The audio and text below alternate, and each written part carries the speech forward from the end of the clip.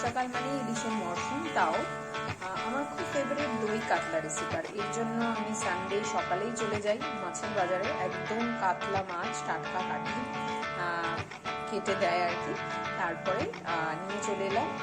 Just আমি এটার জন্য 3টে বডি পিস নিয়েছি, আর এই 3টে বডি পিসটাকে ভালো করে নুন হলুদ দিয়ে আমরা ম্যারিনেট করবো। Oil is on the pan and now we are ready to fry it. তো একটা একটা পিসই ভাজতে হবে, তাহলে প্রপারলি ফ্রাই হবে। And while getting fried,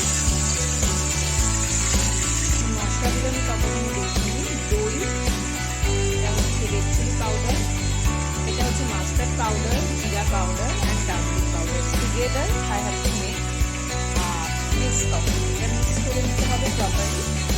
এটাই দই কাতলার দই। আমি ব্রেকফাস্টে বাটার নেই, তো আমার আজকে আপাতত হচ্ছে বাটার নিচ্ছি না।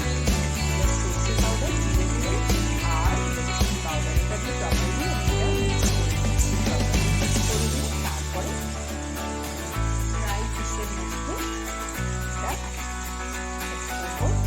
Now it's your wish. You need the fish to be shallow fried or deep fried. অনেকেই গোল্ডেন ফ্রাইড করে, অনেকেই আবার খুব লাল করে মাছ ভাজা পছন্দ করে।